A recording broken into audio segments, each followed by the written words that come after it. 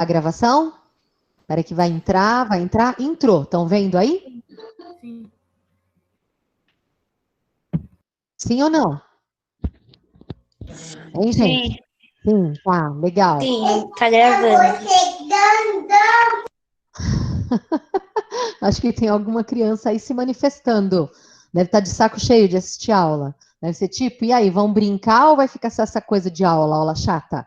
Né? Então, a gente vai dar prosseguimento, tá? Mariana, como é que você tá? Você tá ouvindo, Mariana? Deixa eu perguntar para Mariana se já conseguiu arrumar lá. Está ouvindo, Mariana?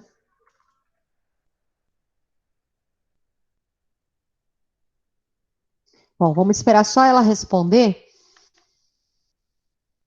Deixa eu dar uma falada. Por que eu demorei um pouco para começar a gravação? Porque assim, a partir de agora que está gravando, para as pessoas entrarem, elas vão entrar, vão receber lá um negocinho dizendo que está gravando, então tem que aceitar a gravação, aí demora um tempo para ela entrar, que é assim.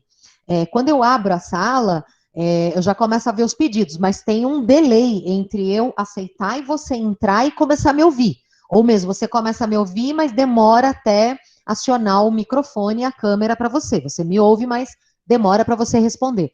Quando está gravando, isso fica um pouquinho mais lento, tá? Então, se já era um pouco lento, fica um pouquinho maior. Por isso que eu não.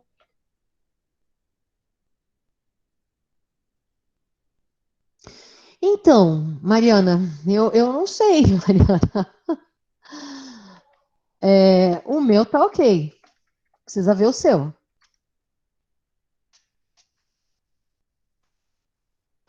Porque assim, o meu tá ok, gente.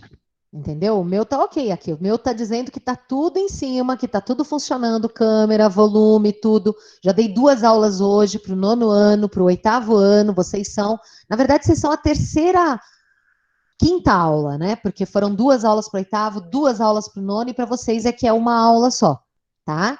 Então, assim, o microfone tá ok. Eu não sei como é que tá para os demais. Quem tiver problema, se manifesta aí. Só a Mariana que tá dando problema. Não sei se tem mais alguém dando problema.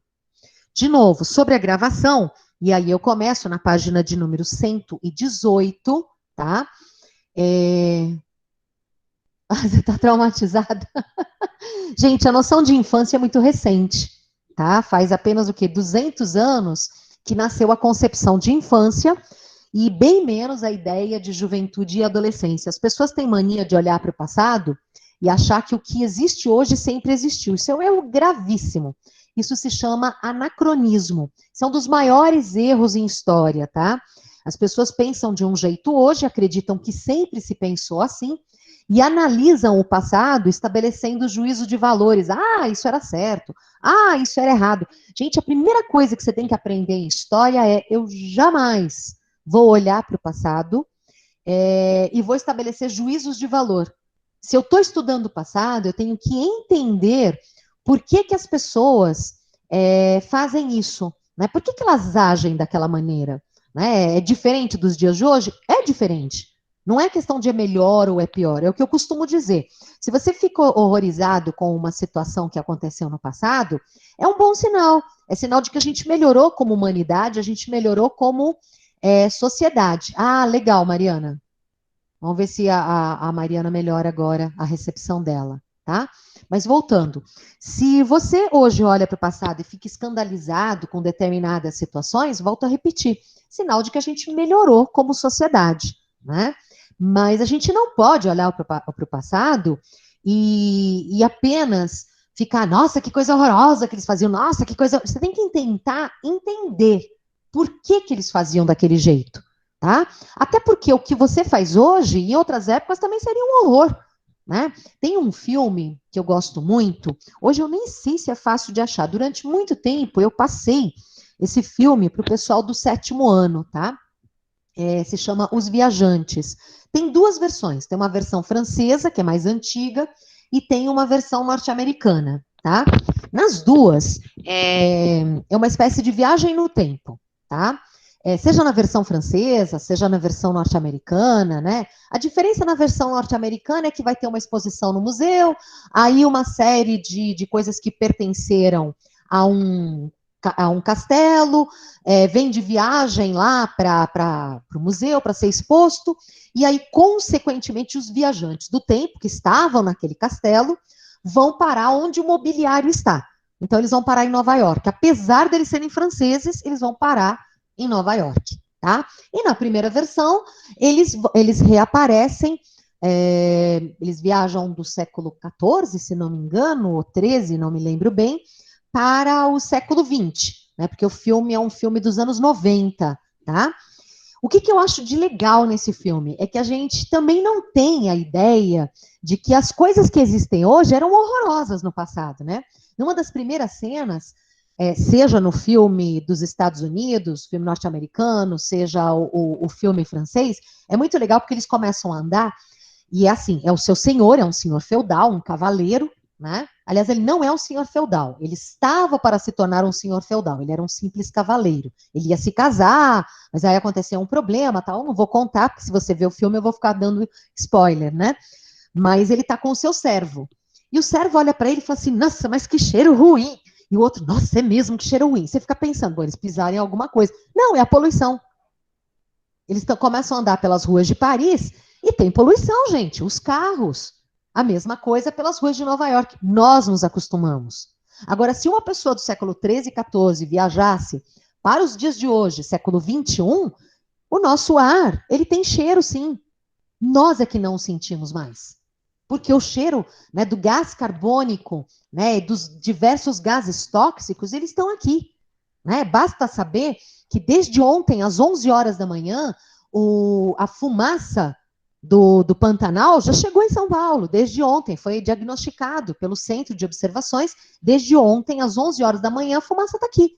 Você não sente, porque você já se acostumou a respirar uma série de porcarias.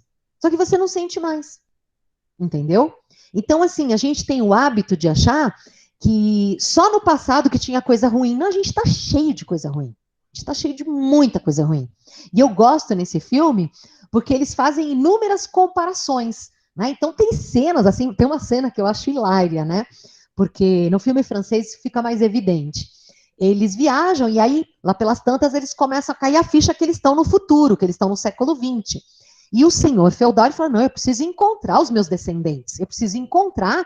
E ele acaba, com a ajuda de não sei quem, não me lembro mais, ele encontra uma descendente dele e se apresenta na casa. Ela fica estupefata, imagina, ela não acredita em nada, daquelas coisas, né?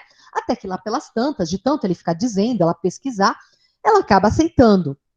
E um belo dia ela leva ele para jantar num restaurante, né? Ele se senta à mesa com ela, não lembro se era marido dela, se era noivo dela, alguma coisa assim, tá? E ele manda o servo sentar no canto. Todo mundo fala, como assim sentar no canto? Não, ele é um servo, ele não vai sentar na mesa com a gente. E aí ele come, ele joga os ossos pro servo que ainda agradece. Muito obrigada, meu senhor, muito obrigada, meu senhor.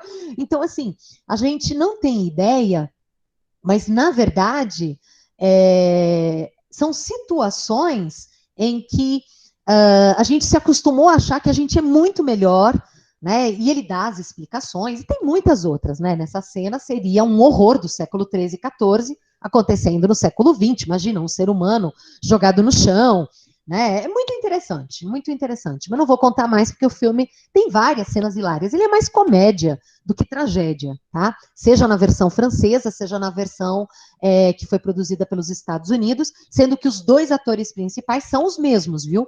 Tanto na versão francesa quanto na versão dos Estados Unidos. São os mesmos atores, são atores franceses, os dois, né? Que participam. O filme é muito bom, chama Os Viajantes. Se você conseguir achar e assistir, você vai se divertir.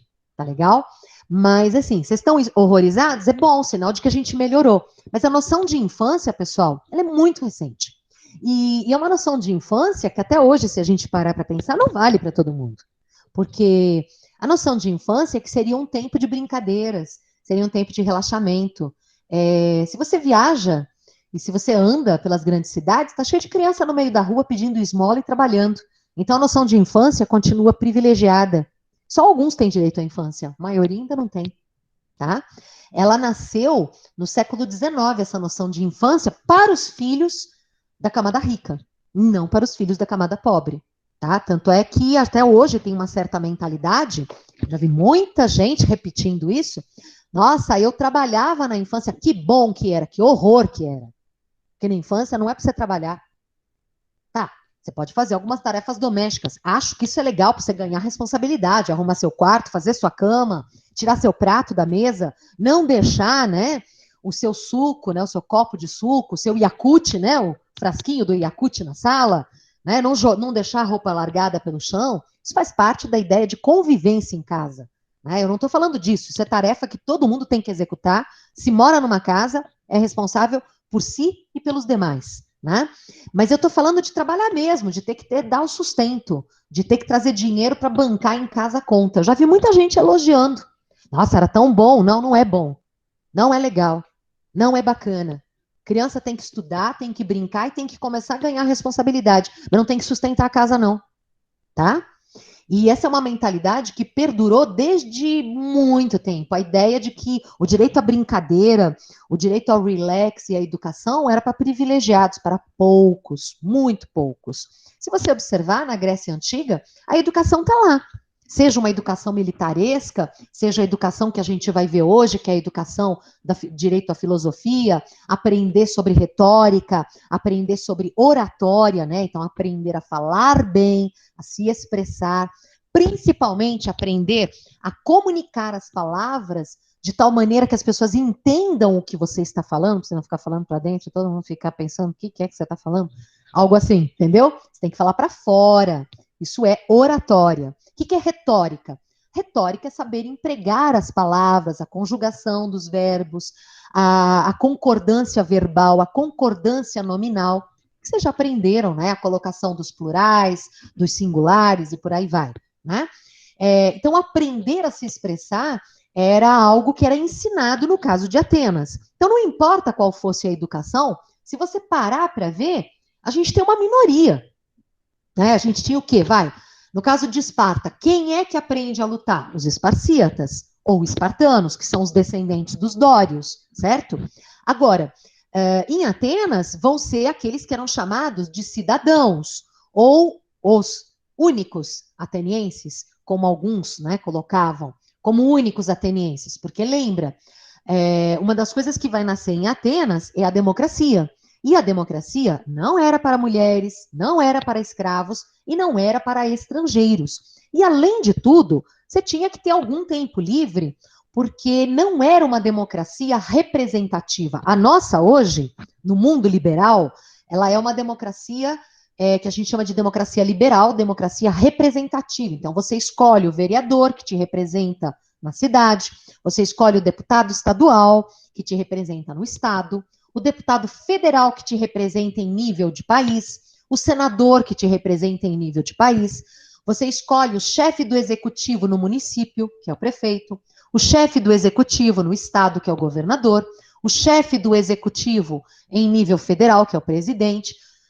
Observe outra coisa, eu usei tudo no masculino, né, meninas? Está na hora da gente começar a usar tudo também no feminino, né? A prefeita, a vereadora, a deputada, a presidenta. É presidenta, apesar de toda aquela balbúrdia que fizeram, né? Desde 1925 o termo existe no dicionário, sim, tá? Então não adianta querer mudar a língua portuguesa, né? Mas aí voltando, tá? No caso da educação, se você observar, é para poucos também, tá? Na aula passada, a gente falou não só sobre a questão educacional, mas a gente falou também sobre a questão política. E a gente viu que em Esparta, o governo era exercido por 2 reis no alto. Abaixo deles eu tenho um órgão muito importante, que era das pessoas mais velhas, acima de 60 anos, homens, né? Porque a gente está diante de uma sociedade patriarcal, né? Então, meninas, durante muito tempo o patriarcalismo ele é muito forte. A gente ainda luta contra isso em pleno século XXI. Né? Mas voltando. Então, abaixo nós temos a Jerúsia, nós temos o Conselho de Éforos e nós temos a Ápela. Tá? Se você esqueceu, é só você voltar lá na página 117, você vai ver em negrito tudo isso, tá certo? Esse tipo de governo lá em Esparta, né, é o que a gente chama de um governo oligárquico. Oligárquico, oli vem de poucos, poucos governam, tá? E a gente viu que o órgão mais importante de todos era a Gerúsia, né? De todos os órgãos que existia, de tudo. E a monarquia lá era dual, lembra? 2 reis. Como é que foi em Atenas? Gente, Atenas eles fizeram um pouco de tudo. Eles viveram várias formas de governo, tá? Na página de número 118, eu queria que a gente começasse observando os termos em negrito e o que é que eles dizem. Na primeira coluna, nós temos um título, tá assim, Atenas, a fase aristocrática. A palavra aristocrata quer dizer aquele cuja riqueza vem da propriedade da terra. Então, se você se diz um aristocrata, é porque você é dono de terras. Quando eu digo dono de terras, não é a terra onde está a tua casa, tá? Eu estou falando assim de uma fazenda, no nosso caso, hoje na atualidade. Eu posso chamar o dono de uma fazenda onde se planta, sei lá, se cria gado, ou se planta soja, ou se planta cana, ou sei lá. Posso chamar de aristocrata? Posso. É um termo que hoje não se usa tanto, não faz muito sentido. Hoje você usa o termo latifundiário porque ele é dono de uma grande propriedade, tá?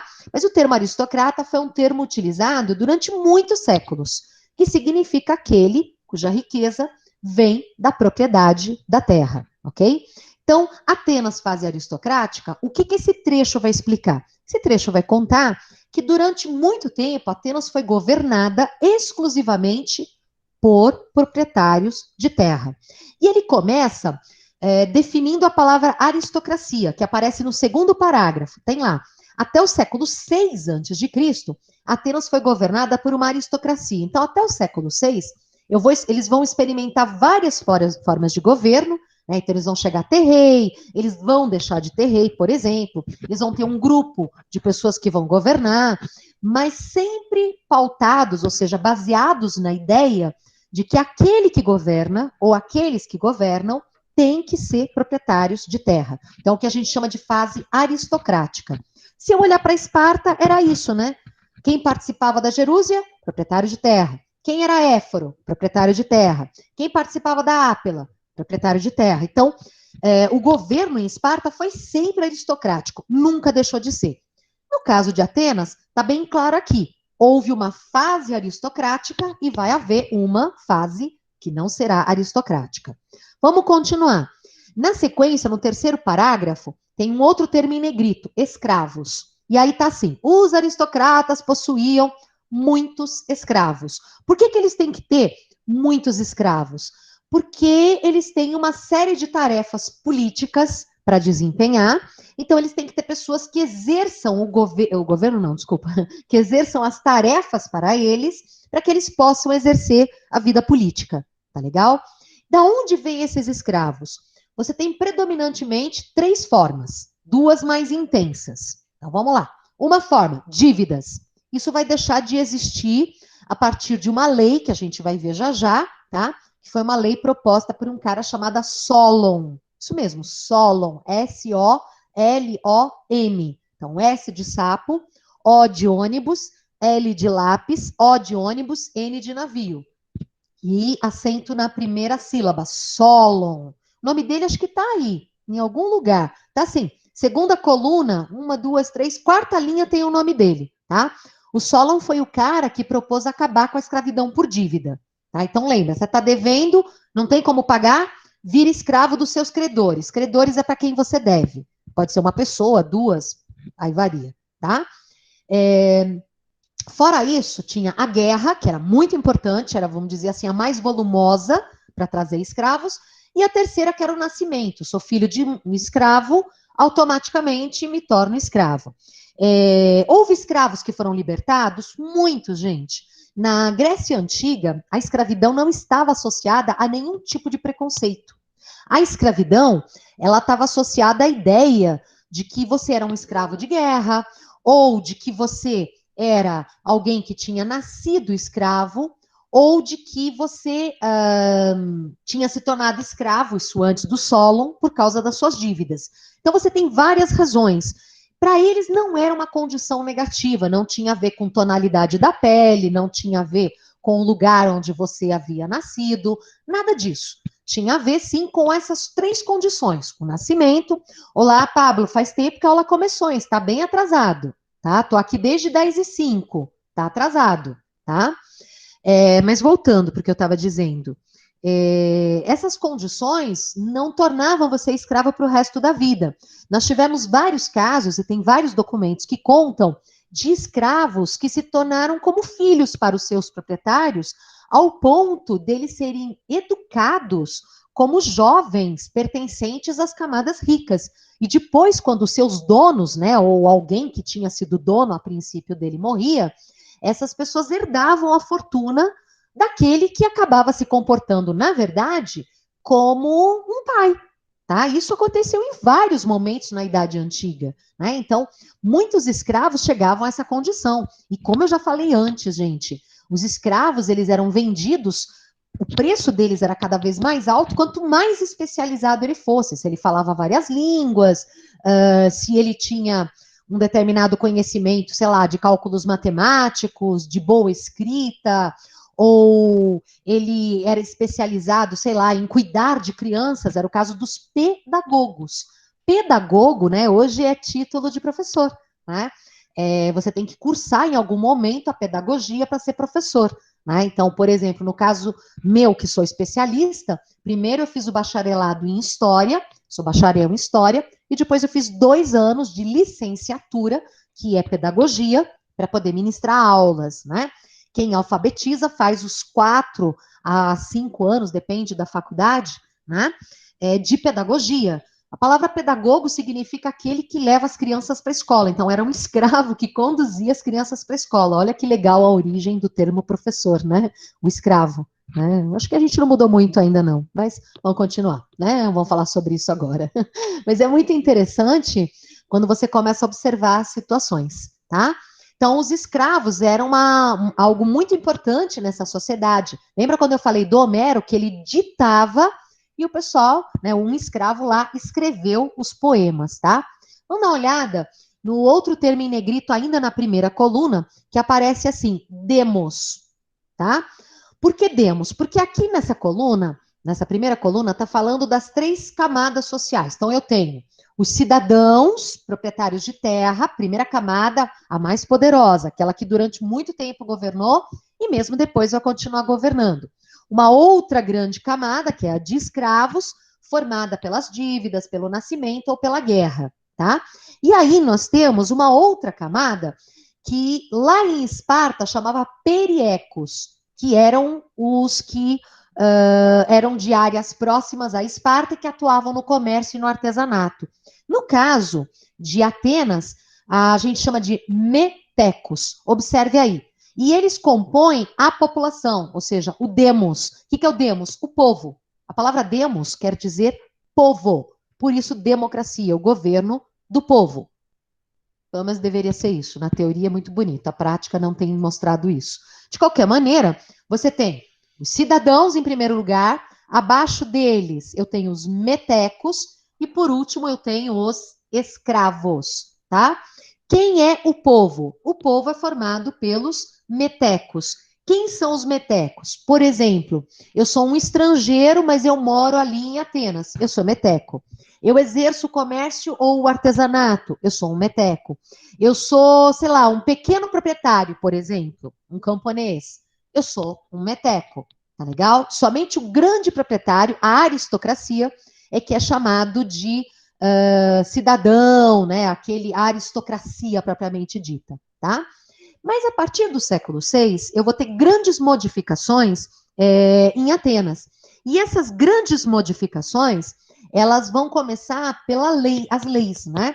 Então, eu vou ter uma série de magistrados, ou seja, pessoas especializadas nas leis que vão propor leis, leis que vão ser aceitas pelos órgãos que devem aprovar, e é o caso de um magistrado que começa a fazer mudança, que é o Solon. O nome dele aparece aí na segunda coluna da página 118. Olha lá. Solon promoveu algumas reformas, como o fim da escravidão por dívidas, que já tínhamos falado sobre isso, e a criação de um tribunal popular, ou seja, para julgar os crimes que fossem cometidos pelo demos, ou seja, pela população, tá? Instituiu também uma assembleia chamada eclésia, que é uma assembleia que deveria propor leis e aprovar leis, da qual podiam participar todos os cidadãos, tá? e também criou a Bulé. Bulé é um conselho com 400 homens eleitos que preparavam as leis a serem votadas pela Assembleia. Observe como ele está ampliando o poder para fazer com que mais gente, e não só os aristocratas, participem. Então, a partir do século VI, eu começo a ter o nascimento do governo do povo. Ah, então os estrangeiros vão poder participar? Não, os estrangeiros não. Mas o filho dele, o filho não, o neto dele já vai poder. Por quê? Porque o neto dele vai ser filho de pais atenienses. Então, vamos supor que você é um estrangeiro, você se muda para Atenas. Você não pode participar. Seu filho ou seus filhos não podem, mas os seus netos poderão. Por quê? Porque os seus filhos já serão atenienses, portanto, os seus netos, filhos de pais atenienses, vão poder participar. Então, a partir do século VI, e aí, principalmente no século V, que é o século de ouro da história ateniense, vocês já vão entender por quê, você vai observar uma maior participação da população. Mas população qual? População masculina. E, de novo, eu vou para o ponto. Eu posso ser um artesão e vou participar? Com o tempo, sim. Mas, lembra, eu vou ter que largar o meu negócio para ir propor leis ou votar em leis. Então, eu tenho que ter esse tempo. Isso significa que, na prática, eu posso. Mas, na prática não, desculpa. Na teoria eu posso, mas na prática pode ser que não. Porque, na teoria, com o tempo, todo o demo vai poder. A não ser que seja estrangeiro, aí tá fora, escravo, e aí tá fora, mulher, e tá fora, tá? Mas, na prática, eu vou ter que largar o meu negócio. Então, se eu tenho uma lojinha lá, eu tenho que ter alguém que fique no meu lugar para eu conseguir participar das decisões políticas. Por quê? Porque eu vou ter que efetivamente votar. É diferente da nossa democracia hoje, em que eu elejo as pessoas. Quem vai chegar para realmente fazer a grande revolução é um cara chamado Clístenes, tá? Clístenes, ele realmente deu uma baita de uma revolucionada. Olha o nome dele em negrito aí na página 118. Somente na magistratura de Clístenes, que vai ser um magistrado, ou seja, um juiz, um cara que entende de leis, o governo de Atenas passou de fato a ser exercido pelo demos. E a democracia foi implantada na cidade. Mas lembra, mais ou menos, tá? Porque se eu não tenho quem deixar no meu lugar, eu não tenho como largar os meus negócios, tá? Cadê? A eclésia passou a opinar sobre todos os assuntos. Isso vai ser muito legal, porque muitas reuniões da eclésia, não todas, muitas delas começaram a ser feitas mais no final do período. Então, muita gente que antes não conseguia participar vai conseguir. Todos não, mas boa parte sim, tá? A eclésia passou a opinar sobre todos os assuntos e a Bulé foi ampliada de 400 membros, que eram antes, para 500 membros. E não havia eleição, era sorteio. Isso é uma coisa bem interessante. E se você já tinha sido sorteado, você não seria sorteado. Então, de alguma maneira, se você era um homem adulto e filho de pais atenienses, você participaria do governo da cidade sempre. Isso é uma coisa muito bacana, porque todo mundo, de alguma forma, quer dizer, todo mundo do sexo masculino, filho de pais atenienses, com tempo livre, conseguiria participar. Isso é muito bacana, tá? Alguns, inclusive, hoje já começam a questionar essa coisa da eleição. Eu não sei se vocês sabem, já há várias teorias hoje em nível de democracia que falam que a melhor forma, talvez, seja o sorteio e não o voto. Por quê? Porque você acaba votando naquele que aparece mais. E o que aparece mais porque teve dinheiro na campanha dele. Não quer dizer necessariamente que ele seja o melhor, quer dizer que ele é o mais conhecido, tá?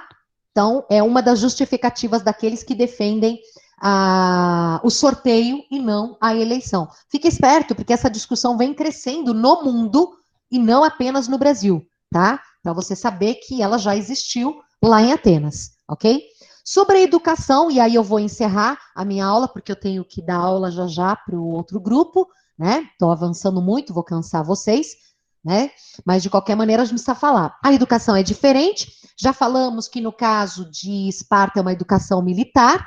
E, no caso de Atenas, é uma educação voltada muito mais para a filosofia, para a retórica, que é você saber argumentar bem, acima de tudo, né? E oratória, saber se expressar bem, ok? Tem um trecho que fala sobre isso na página 119, No terceiro parágrafo, tem lá, em Atenas, não sei se todo mundo achou, se não achar, me avisa. Em Atenas, meninos e meninas eram educados de maneiras diferentes. Os meninos aprendiam a ler, a escrever, a recitar poemas e a cantar ou tocar instrumentos musicais. A partir dos 15 anos de idade, frequentavam o ginásio, onde praticavam exercícios físicos e discutiam questões políticas e filosóficas. Depois dos 20 anos, o jovem tinha mais 2 anos de preparação militar, momento em que se tornava cidadão, e aí sim ele podia participar da eclésia ou da bulé, tá? As meninas. Complicado. Enquanto as meninas em Esparta, elas recebiam treinamento militar e chegavam a atuar nas guerras, Atenas meio complicado, tá? As meninas atenienses eram educadas para a vida doméstica. Para isso, elas aprendiam a fiar. Fiar é você fazer o fio, tá? O fio de lã, tá bom? Porque quando você tira a lã da ovelha, ele não sai que nem um fio que vai, né? Não é assim. Você vai ter que ir unindo para formar o fio. Elas aprendiam a fiar, a tecer, que é entrelaçar os fios, a cozinhar, além de se preparar para a maternidade brincando com bonecas.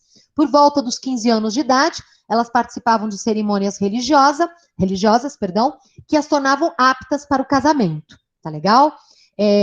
Embaixo tem um é bom saber, mas eu vou comentar em linhas gerais, depois vocês leiam com calma e com atenção, tá?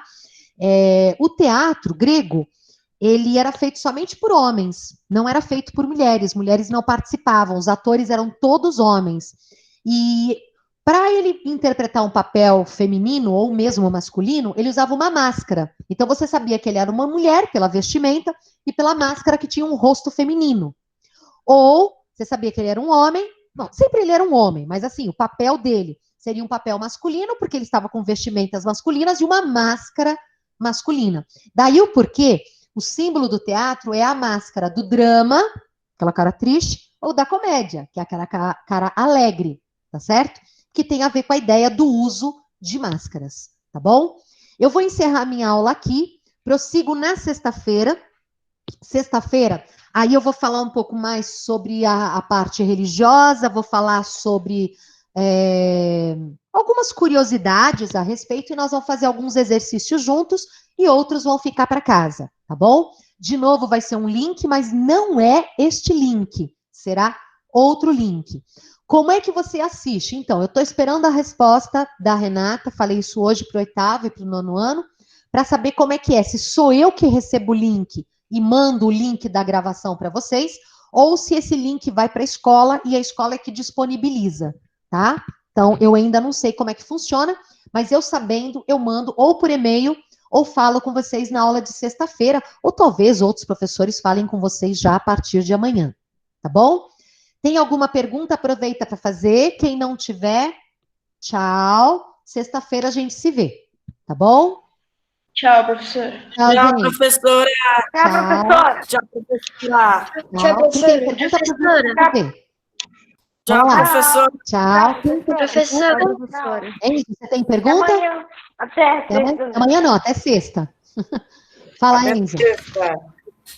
Até sexta, professora. O que você quer perguntar, Enzo? Tchau, Gabriel. Não quero perguntar nada. Professora. Pergunta, Gabriel. Professora. Oi. Fala, Júlia.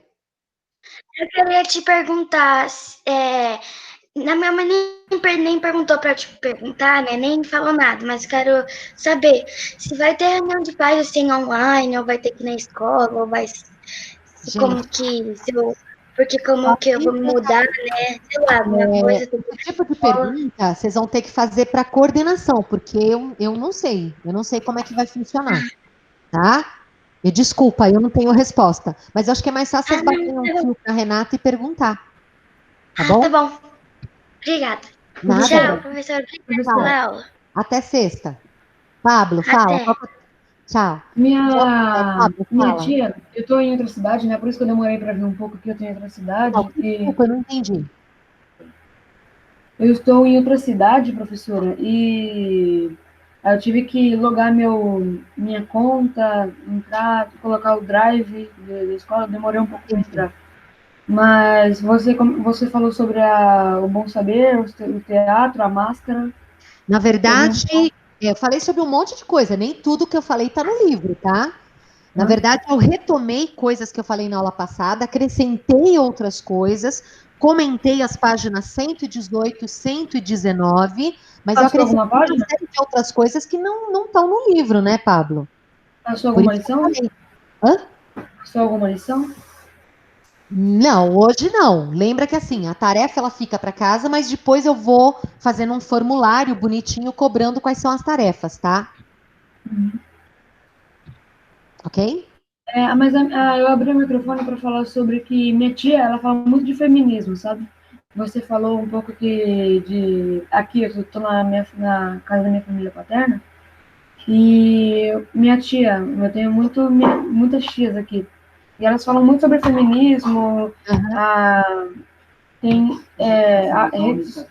Você quer fazer alguma pergunta? Vai, fala. Se eu souber responder, eu respondo. Senão, eu não respondo. Não é uma pergunta, só que eu estou abrindo muito meu conhecimento sobre isso. Isso é bacana, viu? Isso é muito bacana. E lembra, a sua postura agora tem que ser de, ouvir, porque você tem que aprender com as meninas ou com as mulheres, né? Não sei se elas são muito mais velhas que você, não tenho ideia, sobre o que está rolando. Na verdade, o feminismo é um movimento que começa nos anos 60, tá? Ele tem a ver com a luta pelos direitos civis, ele é junto com o movimento negro. A primeira forma de liberalismo, se a gente voltar, ela começa lá no final do século XIX, início no século XX, pelo direito ao voto.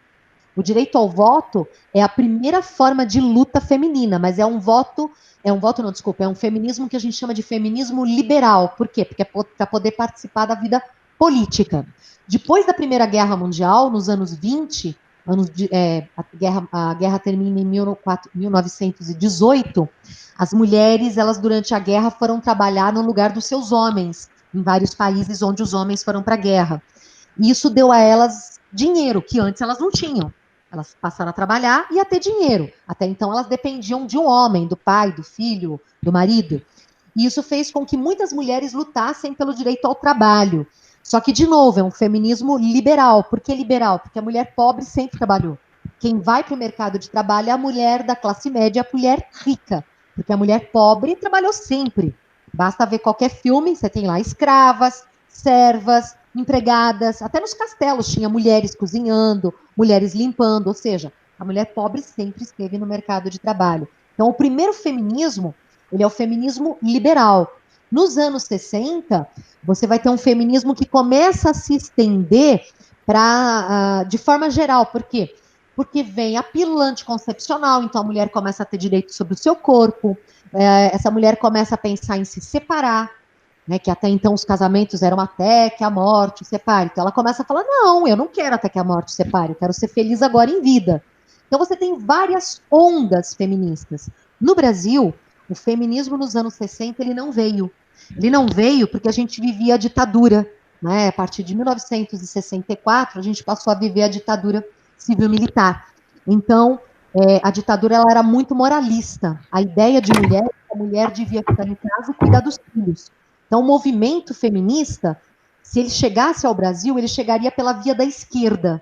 E a esquerda, ela tinha um papo muito machista na época também, né? Tem um livro que eu li, chama-se As Mulheres que Participaram da Luta Armada, né? Então, as mulheres que durante a ditadura pegaram em armas.